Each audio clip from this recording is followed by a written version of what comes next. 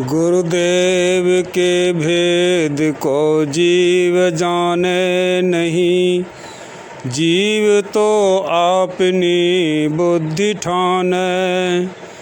गुरुदेव तो जीव को काढ़ी भव सिंधु ते फेरी ले, सुख के सिंधु आने। बंद कर दृष्टि को फेरी अंदर करे, घट का पाट गुरुदेव खोलें। कहे कबीर तू देख संसार में, गुरुदेव समान कोई नाही तोले।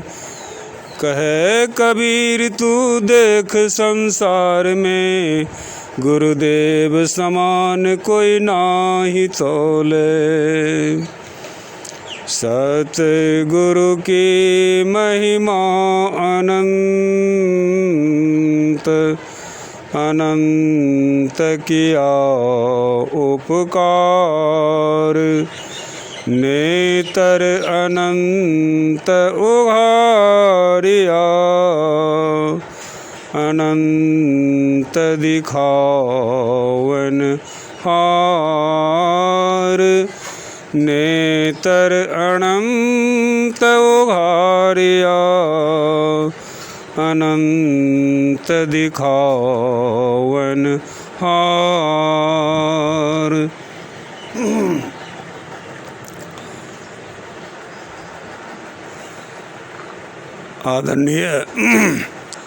आदरणीय संत पंथ को सुनने आए प्रेमीजन, अभी आप लोग संत कबीर साहब के वाणी से पाठ के रूप में सुने भेद। भेद क्या है? भेद का पर्यायवाची शब्द रहस्य भी होता है। किसी भी कार्य के पीछे रहस्य छिपा होता है। जैसे यहाँ पर जो सत्संग की व्यवस्था की गई है, यहाँ पर एक उपलक्ष्य है कि एक कन्या के विवाह समारोह होने वाला है। तो गृहपति के तरफ से उनके अंदर यह इच्छा जगी कि शुभ कार्य से ही शुरू करना चाहिए। तो शुभ कार्य उन्होंने अपने अंदर में जाना व माना कि सत्संग जो है यह शुभ कार्य है। सत्संग के माध्यम से हम वैवाहिक का कार्यक्रम करेंगे, यह शुभ कार्य के सोच करके किए। अब विवाह में पंडित आते हैं, वर वधू आता है और मंडप पर दोनों के बीच कुछ वार्ताएं होती है, जिसमें प्रेम का सौहार्द, मिलन का व्यवहारिक सत्ता का गवाह रखा जाता है। जैसे विधि में लोग देखते व करते हैं, कराते हैं कि आर्य मत के अनुसार मंडप के समय पास में शिलारोहण होता है। शिलारोहण से तात्पर्य, वहाँ पर एक पत्थर रखी होती है, उस पत्थर पर वर और कन्या के दोनों के पांव रखाए जाते हैं और वहाँ ये बात बताई जाती है कि आप दोनों आदमी मिल कर के एक साथ इसी तरह एक स्थान पर स्थिर रहेंगे। जिस तरह से शिला स्थिर है, कन्याएं से कहा जाता है कि मैं जिस घर में जा रही हूँ उस घर में इस शिला के तरह स्थिर रहूँगी। फिर दूसरी क्रियाएं वहीं पर है कि रात्रि के समय चंद्रमा और तारे को साक्षी रखा जाता है, ध्रुव तारे को साक्षी रखा जाता है, और वहाँ भी यह कस्में कहिए, प्रतिज्ञाएं कहिए, ये दिलाई जाती है। इन सबों के सामने प्रत्यक्ष में हम लोग दोनों आदमी एक साथ एक सूत्र में बंध कर रहेंगे। फिर वहाँ पर अग्नि जलाया जाता है, वहाँ हवन होता है, उसके चारों तरफ घूम करके फेराएं ली जाती है, 5 या 7 फेरे लेते हैं, जिसमें यह भी क्रिया होती है कि दोनों तरफ से जो धान का भुना हुआ लावा होता है उसको मिला करके वर कन्याएं के हाथ एक सूप होती है, वह फटकती हैं, और कन्याएं के जो भाई होती हैं वे उस पर लावा को डालते हैं। तो वहाँ भी एक रहस्यमयी बात है कि कन्याएं और वर यह प्रतिज्ञा लेते हैं कि हम जिस घर में जा रहे हैं सूप का जो गुण है वह गुण को हम लोग धारण करेंगे, अथवा सूप का गुण क्या है तो वह साड़ चीज़ को ग्रहण करती है और भूसा को उड़ा देती है, यानी त्यागने योग्य बात को त्याग देती हैं और जो शुभ अच्छे होते हैं उसको ग्रहण करते हैं। गोया ये रहस्यमयी बात है, यह दोनों के जीवन में रहस्यमयी बात है, भेदमयी बात है। आगे महर्षि में ही परमहंस जी महाराज भी अपने विचार में कहते हैं, मूल विचार में उन्होंने कहा है कि वैवाहिक रीति से जो लोग दाम्पत्य जीवन जीते हैं यह सदाचार है, और अनैतिक मिलन को व्यभिचार कहते हैं। अनैतिक मिलन पराई स्त्री पराई पुरुष, पराये पुरुष पराई स्त्री के साथ जो मिलन करते हैं यह व्यभिचार कहलाता है। लेकिन पंडितों के सामने, समाज के सामने जो वैवाहिक रीति से दाम्पत्य जीवन में व्यवहार करते हैं, दाम्पत्य जीवन जीते हैं, मिलन करते हैं, वह सदाचार कहलाता है।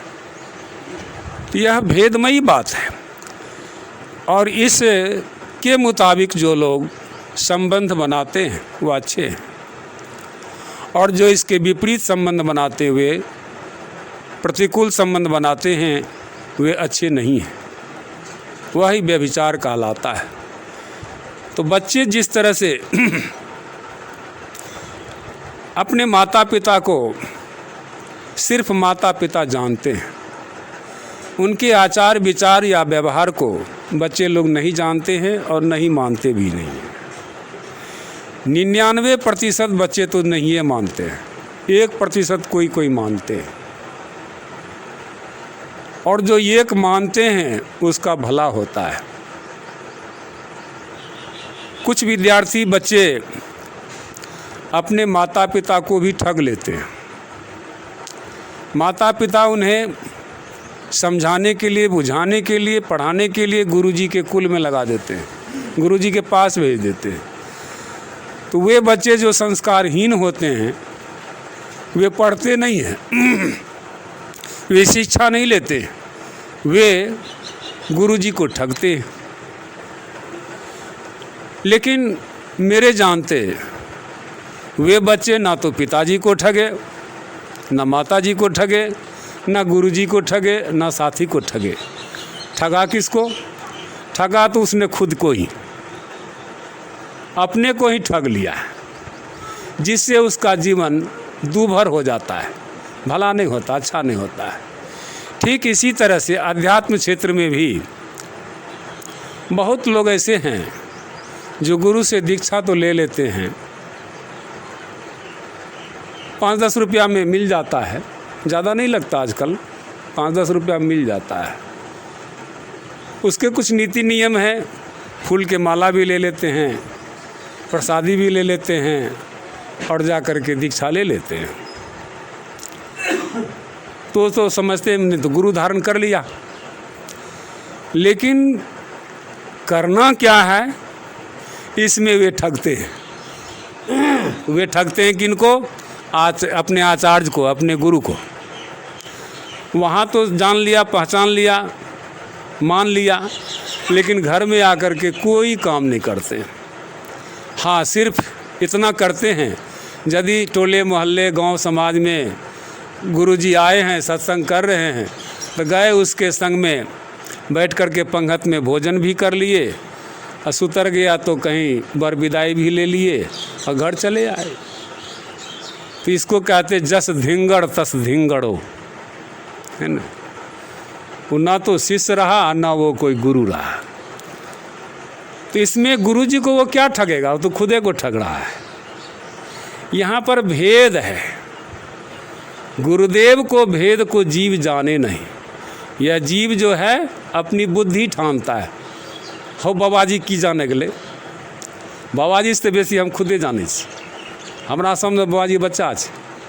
वाकई में आप जिस क्षेत्र में बूढ़े हैं, वृद्ध हैं, जिस ज्ञान में वृद्ध हैं, उस माने में बाबाजी कहिए, महात्मा कहिए, साधु कहिए, संत कहिए, बच्चे तो नहीं है, कच्चे हैं, जानकारी है उनको। एक आदमी से पूछा गया आप गाय चराए हैं? तो उन्होंने कहा हाँ, गाय तो चराए नहीं हैं, गाय तो चराए नहीं हैं, लेकिन जगह को देखे हैं कि कहाँ पर गाय चरती है। इसका क्या अर्थ हुआ? जानते नहीं तो वैसे हम बताए आपको कि फलाने जगह चरती है गाय। गाय जब भी चरेगी तो चारागाह में चरेगी, है ना। और जब चराए नहीं तो जानते कैसे हैं? तो इसका अर्थ ये हुआ कि वे महात्मा जी अब चराते नहीं हैं, लेकिन जगह को देखे हुए हैं। काहे तो पहले चराए थे, है ना। तो वही यहाँ पर कहते हैं संत कबीर साहब कि गुरुदेव के भेद को जीव जानते नहीं है। जब जान जाएंगे तो जानना कैसे होता है? पहले तो होता है सुन करके, तब होता है उस पर चिंतन करके, तब होता है उसको प्रैक्टिकल करके, और तब होता है अनुभव। ये 4 तरह का जानना होता है। तो यह 4 तरह का जानने का अभ्यास कोई किया नहीं तो वह क्या बता सकता है? वह तो हाँ किताब में पढ़ लिया, याद कर लिया तो सुना सकता है, कोई बड़ी बात नहीं है। लेकिन वह जीव तो अपनी बुद्धि को ठानता है। हम अपनी बुद्धि से कह रहा हूँ, हम इतना जानता हूँ, हम ऐसे जानता हूँ, हम वैसे जानता हूँ, हम इस तरह से जानता हूँ, ये प्राय कुछ कहते हैं, लेकिन उसके रहस्य को नहीं जानते हैं। और नहीं जानने का भी एक कारण और है, वह यह है जैसे बच्चे पढ़ने वाला संस्कारी जो होता है, पढ़ने जाता है, स्लेट पर गुरुजी ने सबक दिया, कहा इसको देख देख करके लिखो और पढ़ो। तो लिखते पढ़ते स्लेट भर गया तो फिर याद भी कर लिया। फिर गुरुजी के पास जाते हैं, कहते हैं गुरुजी हमको याद हो गया और इसको लिखना भी आ गया। तो कहते हैं इसको मिटा के लाओ। लेकिन वहाँ पर वह कहे मिटाना क्या है, इसी पर आप लिख दीजिए। तो गुरुजी क्या कहेगा? तुम नहीं जानते हो, पहले इसको मिटा करके लाओ। तो हाथ से घस दिया, मिट तो गया, लेकिन पूरा खल्ली उड़ा नहीं वहाँ से। उसमें लिखेगा तो साफ दिखेगा नहीं। तब क्या करना पड़ेगा? फिर गुरुजी कहेगा कि इसको धो के लाओ, पानी से बढ़िया से इसको धो दो, साफ कर दो, ताकि इस पर कुछ रहे नहीं अंश, ताकि मैं जो इस पर लिखूं तो वह तुम पूरा देख पाओ, पूरा समझ पाओ और उसके अनुसार तुम लिख पाओ। यहाँ तो रहस्य ये है, लेकिन विद्यार्थी तो इस रहस्य को समझा ही नहीं, हाथ से पोंछ दिया, कहा गुरुजी हो गया साफ। ठीक इसी तरह से जो कोई चाहते हैं कि हम अध्यात्म में उन्नत को पाएंगे, उन्नत अवस्था को जाएंगे, तो उसको तो पहले जितना आपने याद किया है उसको पहले भुला के आइए, दिमाग रूपी स्लेट को साफ करके आइए। जो अब हमारा कुछ नहीं है, हम कुछ नहीं जानते थे, आज से मैं फिर से जानना शुरू करूँगा, तभी न गुरुजी आपको कुछ लिख के देंगे, कुछ सबक देंगे, तो उसको आप याद कीजिएगा, तो थोड़े ही काल में आप जो है सो ऊपर आगे बढ़ जाइएगा। तो यह आगे बढ़ने का एक सूत्र है, यही है भेद। लेकिन लोग पीछे का जितना भी याद है उसको भुलाते नहीं हैं, उसको फिर से रिपीटेशन करते हैं। आ गुरुजी जो कहा है दो एना कहे छे, वो घस लेवे, उसी लिखे हुए पर उसको भी घस देता है। वो तो ना, वो क्या हुआ जानते हैं, कच्चा सरसों पेर के खरी भैया न तेल। कच्चा सरसों को कोई पेर दे तो उसमें क्या होगा, ना तो खल्ली होगा ना तेल निकलेगा, वो कीचड़ हो जाएगा। ठीक उसी तरह से वह सादा सादा समझ नहीं पाया। गुरुदेव तो जीव को काढ़ भव सिंधु थे। गुरुदेव जो साफ करवाते हैं स्लेट को, पीछे की बात को भुला देते हैं, तो वहाँ से आज कोई सोता है, सोने के बाद पहले वह स्वप्न देखता है। स्वप्न में क्या देखता है, जो उसने पहले देख सुन कर लिया है, जीवन में जो कुछ किया है, जो कुछ देखा है, जो कुछ सुना है, वही वह स्वप्न में देखता है, चूँकि वो छाप पड़ा हुआ है। स्वप्न भी नहीं हो, सीधा सीधी हम नींद में चले जाए तब न हुआ सीधा सोना, नहीं तो हम तो सपना में देख ही रहे हैं, तो याद ही है। तो उसी तरह से स्लेट को साफ जो करवाया गया, तो उस पर फिर से आपको याद को भुलाया गया, तो फिर से वो याद नहीं आवे, ताकि उसको आप दोहराएं नहीं, और इधर से जो कुछ दिया गया उसको आप स्वीकार करें और उस पर आप अमल करें, तब आपको उससे कुछ लाभ मिलेगा। तो वही कहते हैं यहाँ पर, गुरुदेव तो जीव को काढ़ी, मतलब उधर से जंगल से निकाल करके इधर जो है सो अपने पक्ष में रखते हैं। कुछ दिन पहले मैं अपने पूज्य गुरुदेव के साथ था सेवा में, तो सत्संग के समय गुरुदेव के सामने बैठता था। एक दिन ऐसे ही सत्संग करने बैठे गुरुदेव आसन पर, और उनके सामने मैं बैठ गया। उन्होंने इशारा से वहाँ से उठा दिया, कहा इधर आओ। उनके पीछे गया, तब पीछे बगल में बैठाया कि यहाँ बैठो। अने तुम्हारा उधर बैठने का काम अब ख़त्म हो गया है, अब इधर बैठने का काम तुम्हारा आ रहा है, इसलिए यहाँ सीखो। उधर तो कौन बैठता है जो सीखा नहीं है, जो जानता नहीं है। तुम तो इतना जान चुके हो, तुम तो इतना सीख चुके हो, इसलिए तुम इधर आओ, वहाँ जाकर खाली करो।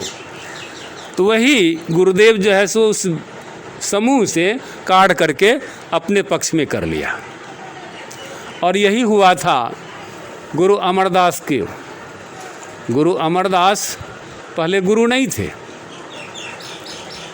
लेकिन वे धर्म से प्रेम रखते थे। वे हिंगला देवी की पूजा करने जाया करते थे। तो उनकी जो भतीजा का पत्नी थी, तो वह जी अंगद देव की पुत्री थी।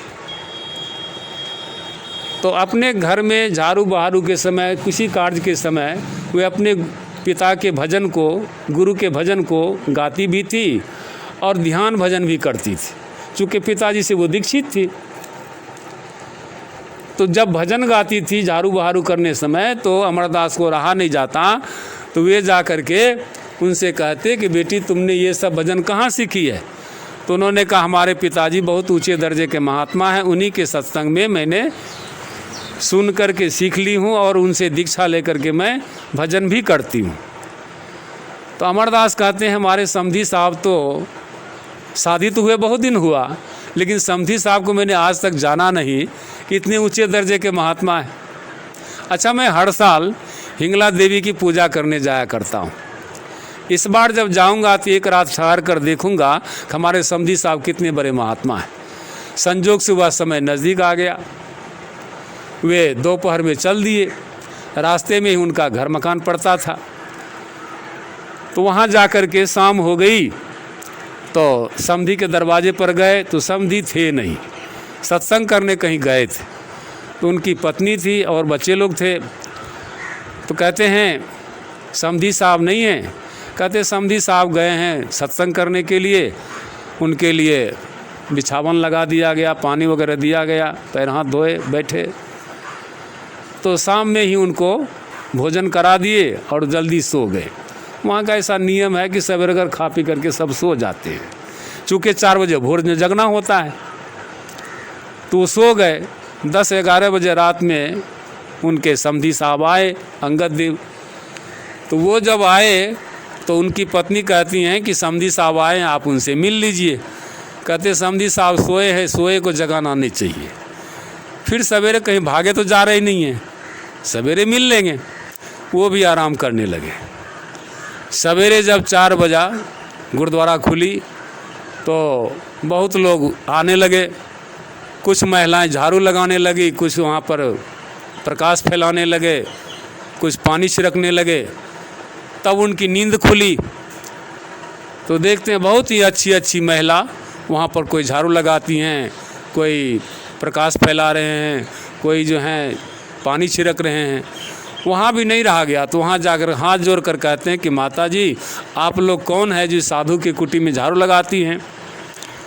तो महिला कहती हैं कि मैं वही देवी हूँ जिसकी पूजा करने के लिए तुम जा रहे हो, मैं वही हिंगला देवी हूँ। आप हिंगला देवी, आपकी पूजा करने के लिए दुनिया के लोग जाते हैं और इस साधु की कुटी में झाड़ू लगाते हैं। तो वह महिला कहती है कि मैं झाड़ू लगाई तो क्या, लक्ष्मी सरस्वती पार्वती जैसी महिलाएं भी आकर इस साधु के कुटी में झाड़ू लगाते हैं और यहाँ पर सेवा करते हैं। तब उनको समझ में आया कि अवश्य हमारे समधी साहब ऊंचे दर्जे के महात्मा हैं। संगत सब आ गई थी। उस संगत के बीच में जाते हैं, अमरदास भी बैठ जाते हैं। अंगद देव सिंहासन पर बैठे हुए थे। वे तुरंत उतर जाते हैं सिंहासन पर से और अपने सेवक से कहते हैं कि एक सिंहासन और लगा दो। दूसरा सिंहासन भी लगा दिया। तब अंगद देव कहते समधी साहब आपका वो स्थान नहीं है, वो संगत का स्थान है। आप तो समधी हैं इसलिए हमारे बराबर में आइए, आपका सिंहासन यहाँ है। उस बीच से उठ करके आते हैं और अपने समधी साहब के चरण पकड़ लेते हैं। कहते अब समधी नहीं, अब बंदा सेवक। बहुत अन्य विनय करने पर अमरदास को अंगद देव ने शिष्य बनाया था और तब से अमरदास की उम्र उस समय 65 वर्ष था और अंगद देव का उम्र 40 साल। कितने बड़े के अंतर के थे। फिर भी गुरुदेव के सामने शिष्य अमरदास कभी जीवन में नहीं बैठा। गुरुदेव का आदेश होगा कुछ करने को, उठ करके करेंगे तो समय लगेगा उठने में, नहीं कहाँ और तुरंत कर बैठते थे। ऐसे वे साबित थे। तो कहने का अर्थ ये था कि वहाँ पर अंगद देव इस रहस्य को जानते थे। इस समूह से इसको जब तक नहीं निकालेंगे तब तक यह सीख नहीं मानेगा, यह जैसे का तैसे रह जाएगा। तो उसको निकाला और अपने को बताया कि क्या है गुरु भक्ति, क्या है, और गुरु भक्ति में जोड़ा। और वहीं पर कहता कि आपको हम नहीं मानेंगे, हम जो है सो नानक देव को मानेंगे। तो कुछ मिलता उसको। अंगद देव से पहले जो नानक देव हुए थे तो उनको कहता कि मैं जो नानक देव को मानूंगा, उनके तस्वीर को पूजा करूंगा, उनके बात को ध्यान करूंगा, तो क्या अमर अंगद देव खुश होते? अंगद देव उनको लगाते साथ में? नहीं लगाते। और जो नानक देव थे वही अंगद देव भी थे। अब बाद में अमरदास भी वही हो गए, गुरु हो गए। फिर उनके शिष्य हुए रामदास, फिर उनके शिष्य हुए गुरु अर्जुन देव, फिर उनके शिष्य हुए हर राय साहब, फिर उनके शिष्य हुए हरगोविंद साहब, फिर उनके शिष्य हुए गुरु हरकिशन साहब, फिर उनके शिष्य हुए गुरु तेग बहादुर सिंह, फिर उनके शिष्य हुए गुरु अंगद गोविंद सिंह, अब फिर उनके शिष्य कौन हुए? तो गुरु दरबार साहब, अभी जो 10वां 11वां गुरु मौजूद है। ये शिष्य परंपरा चला। कहने का अर्थ है प्रत्यक्ष में जो गुरु होता है उसी से जीव का उद्धार होता है। तो वही यहाँ कहते हैं कि दुख के सिंधु में जो हैं, संसार में जो दुख में हैं, उसमें से जीव को सतगुरु जो सामने होते हैं वो काढ़ लेते हैं, निकाल लेते हैं। एक काव्य में आया है, एक मन एकांत है के ध्यान धरु सर्वव्यापिनम, शून्य में सत शब्द होवै सोई सृष्टि जग मूलनम। जीव मकरा तार उतरियो उलटी चलो जैसे मकरनम, नाम सिमरन मूल मार्ग हर को चलो पेलनम। भव से तो ही काढ़ी लेवै वो ही सतगुरु सोझिनम, दास विजय साह गुरु जो संत अगम पद गावनम। इस काव्य के अंदर क्या आया? भाव से जो तो ही काढ़ी लेवे। भाव से आप संसार में हैं, संसाराभिमुख हैं, लेकिन प्रत्यक्ष में जो सतगुरु हैं आपको उधर से निकाल लेता है। निकाल करके किधर लगाता है? जिधर की संसार नहीं है। वह संसार किधर है और किधर नहीं है? तो बाहर जो भी देखते हैं या संसार को देखते हैं, और भीतर जो भी देखेंगे शून्य में वह अपने आप को देखेंगे, वह परमार्थ को देखेंगे, वह ईश्वर को देखेंगे, वह परमात्मा को देखेंगे। जिसको देखने की कला सद्गुरु बतलाते हैं और देख करके जीव सद्गुरु हो जाते हैं, परमात्मा हो जाते हैं। तो वही यहाँ पर कहते हैं, जीव को काढ़ी भव सिंधु ते, संसार के दुखालय से फेरी ले सुख के सिंधु आने, वह सुख के सिंधु में डाल देते हैं।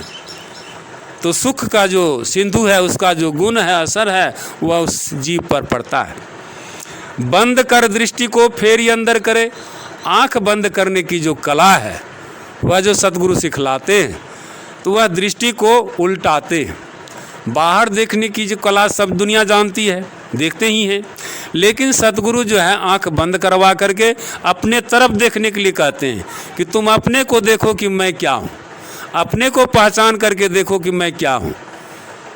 तो पहले अंधकार दिखाई पड़ेगा तो तुम अंधकार हो, फिर उसी में कुछ देर रहेंगे तो वह प्रकाश में बदल जाएगा तो प्रकाश तुम हो, प्रकाश में भी छटते छटते वह बिंदु रह जाएगा तो बिंदु तुम हो।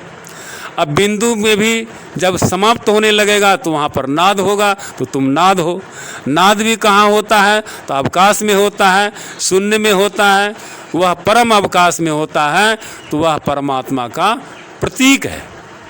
उसमें जो मिला देते हैं, यह संत सद्गुरु का भेद है, रहस्य है। तो वही कहते हैं, फेरी अंदर करे घट का पाट गुरुदेव खोले। घट में जो अंधकार का पर्दा लगा हुआ है उसको खोल देता है कौन? गुरु, अपनी जुक्ति के द्वारा। उसके बाद जो प्रकाश का पर्दा है उसको भी खोल देते हैं। उसके बाद जो शब्द का पर्दा है, शब्द के पर्दा से भी पार लेकर चले जाते हैं, जिसको आप लोग गाते हैं सबके पार में। वह सबके पार में क्या है? वही परमात्मा है, और वह सबके पार में रह करके भी सबके अंदर भी है, सर्वत्र है। तो उसका ज्ञान इधर उधर नहीं होगा, जब भी होगा अपने ही अपने अंदर में। कहे कबीर तू देख संसार में, यह भेद जो बता दिया, ऐसा जो करा दिया, उस अवस्था में ला दिया, तो उस सद्गुरु के समान, समान मन होता है बराबर, असामान मन होता है वस्तु, उसके समान संसार में कोई नहीं है, वह ईश्वर भी नहीं है। इसलिए महापुरुष कहते हैं, देवी देव समस्त पूर्ण ब्रह्म समस्त परम प्रभु, गुरु में करे निवास कहते हैं संत सबू। वह गुरु में निवास करता है परमात्मा, और गुरु में निवास करता है तो गुरु उस जीव को अपने अंदर आत्मा के तरफ ले जाता है, तो वह एक दिन वह भी गुरु हो जाता है। इसी अवस्था को प्राप्त करा देने में यह सत्संग की उपादेयता है, इसकी जानकारी में आ जाता है। इसलिए कवि कहते हैं, रे भाई गुरु बिन ऐसी कौन करे। हे भाई, संसार में गुरु के बगैर ऐसा कौन कर सकता है। कीचहु काढ़ी लिए शरण में, भवसु फेरी सुख सिंधु धरे। कीच, यह संसार जो है यह कीचड़ है, कीचड़ के दलदल में फंसे हुए सभी मनुष्य इससे काढ़ लेवे, निकाल लेते हैं। काढ़ना माने होता निकालना, जैसे कोई भोजन निकाल रहे हैं बर्तन से, तो उसको देहाती भाषा में क्या कहते हैं, भोजन काढ़ दीजिए, निकाल दीजिए। उधर से निकाल लिए, भवसु फेरी, भव के विपरीत, संसार के विपरीत, फेरी सुख के सिंधु में धरे। आगे कहते हैं, बसे बांस श्री खंड सुबासे। अगर आपकी बांस ये चंदन के गाछ के पास हो जाए तो क्या होगा, आप में चंदन का खुशबू भर जाएगा। कोई आदमी बांस को काट ले या बांस का गाछे जाके लगा दे, कहाँ पर, चंदन गाछ के पास, तो कुछ दिन उसके पास जब रहेगा तो उसमें क्या हो जाएगा, उस बांस में भी खुशबू आ जाएगा। ठीक उसी तरह से मनुष्य प्रायः बांस ही है, लेकिन सद्गुरु जो है वे चंदन है। उसके संग में जितना दिन रहेंगे, जितना देर रहेंगे, उतना देर उनकी वाणी, उनके सुबास से आप भर जाएंगे। तो वही कहते हैं, बसै बांस श्री खंड सुबासे, दहो दिस लय सुबास भरे। उसके दसों दिशा में सुबास भर जाता है। मूक महर्मी वाणी बोले। वह मूक था, कुछ बोलना नहीं जानता था, कुछ समझाना नहीं जानता था, कोई उपदेश करना नहीं जानता था, लेकिन वह जैसे गुरु के संग में रहा तो वह भी बोलने के लिए सीख लिया। मूक था, गूंगा था, लेकिन अब महर्मी हो गया, गुरु का महर्मी हो गया और गुरु के जैसा वाणी बोलता है। अंदर अंध अवकाश लड़े। अंदर में, अवकाश में, शून्य में वह लड़े। आप ही का भाषा है, इस क्षेत्र का ही भाषा है। फलाने गांव गए थे तो कैसे गए थे, तो लड़ के गए थे। लड़ माने क्या हुआ, चल करके गए। तो ये आपकी क्षेत्र की भाषा है, लड़के गए, लड़के आए। लेकिन किसी क्षेत्र में इस लड़ शब्द का अर्थ लड़ाई भी लगा लेगा, है नहीं, लेकिन इस क्षेत्रीय भाषा है, लड़ करके गए, लड़ करके आए। तो वही कहते हैं कि साधक जब ध्यान करता है तो अंदर में, अंदरे अंदर लड़ करके चलता है, यानी चल करके वहाँ जाता है। बरद हस्त सिर ऊपर रखे। सदगुरु का बरद हस्त आपके सिर के ऊपर में है तो क्या होगा, विजय सतगुरु संग तरे। ऐसे वरद हस्त के नीचे जो सदगुरु के साथ रहते हैं वह आप तरते ही हैं, गुरु तो तरते ही हैं, साथ साथ शिष्य को भी ताड़ देते हैं। जिसको संत कबीर साहब के शिष्य संत ज्ञानी साहब जो गुजरात के रहने वाले थे, उन्होंने लिखा है कि अदेख देखे तत्व विचारे, आप तरे औरों को तारे। वह अदेख तत्व को देखता है, कौन, महापुरुष सदगुरु, और उसको तत्व रूप में विचारता है कि तत्वता यह क्या है। जिसको आप लोग रोजाना दोहराते हैं स्तुति के समय कि जो अपने से बाहर कुछ भी अवकाश नहीं रखता है, जो परम सनातन है, परम पुरातन है, सर्वप्रथम से विद्यमान है, स्थिर ही है, उसे ही परम तत्व परमात्मा कहते, कुल मालिक कहते। यह अवकाश कहीं आता और जाता नहीं है, यह सब जगह सर्वत्र अपने आप में स्थित है। हाँ, इसमें जो कुछ भी चलायमान हो रहा है यह चेतनमयी हो रहा है, लेकिन अवकाश को कोई हिला नहीं सकता, कोई डुला नहीं सकता, अवकाश को कहीं ले नहीं जा सकता। कहीं भी ले जाएगा पात्र में तो पात्र का अवकाश वहाँ भी है, यहाँ भी है। वही कहते हैं बरद हस्त सिर ऊपर रखे, जिसके सिर ऊपर तू स्वामी सो कैसा दुख पावे। जिसको ऊपर में सदगुरु का बरद हस्त पड़ जाएगा वह दुख नहीं पा सकता है, वह सुखी ही सुखी रहेगा। और कहते हैं विजय सतगुरु संग तरे, वह सतगुरु के संग में तर जाता है। तो अभी के सत्संग में यही थोड़ा सा कहा, शेष फिर अगले वेला के सत्संग में आप लोग सुनेंगे। सतनाम।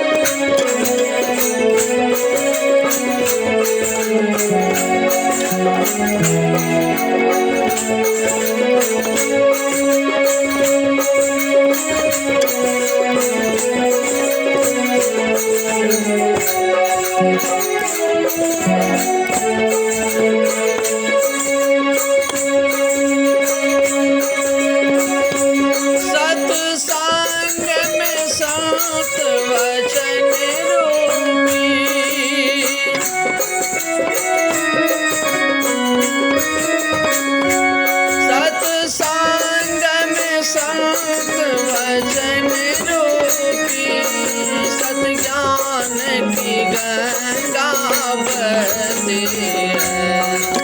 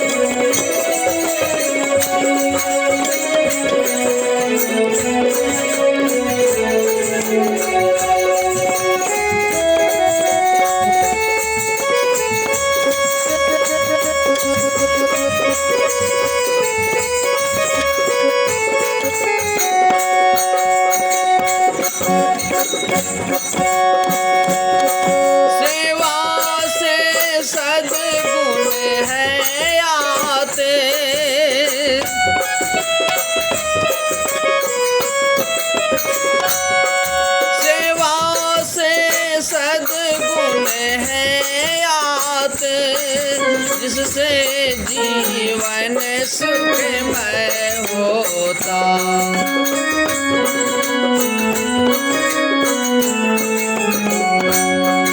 जिसमें है सेवा भाव नहीं, जिसमें है सेवा भाव नहीं, साई सुख चैन कहाँ। सत्संग बिना सोचो मानव, जग में वह ज्ञान कहाँ हो।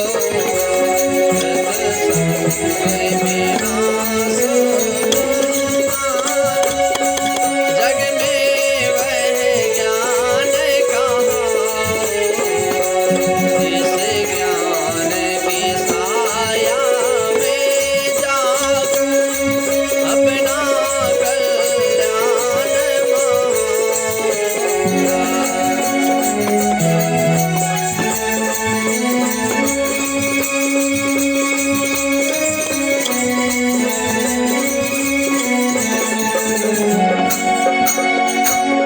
बोलिए श्री सद्गुरु महाराज की जय।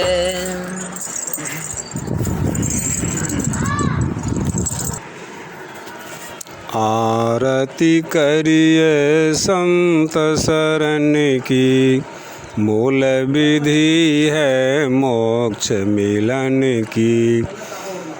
संत की महिमा संत श्री गावे, संत की रज त्रिदेव न पावे। शून्य शिखर विहंग चली जाई, 10 अवतार न उहाँ समाई। कोटिक जतन कर बहु केरा, संत बिना नहीं कटता फेरा। संत नाम रस सुधा पिलाही, अलल उलट पी निज घर जाही। दास विजय संतन की शरणे, बहुरी न आइए भव महतरने। आरती करिए संत शरण की, मूल विधि है मोक्ष मिलन की। सतनाम। सत श्री अकाल पुरुष श्री सद्गुरु महाराज की जय।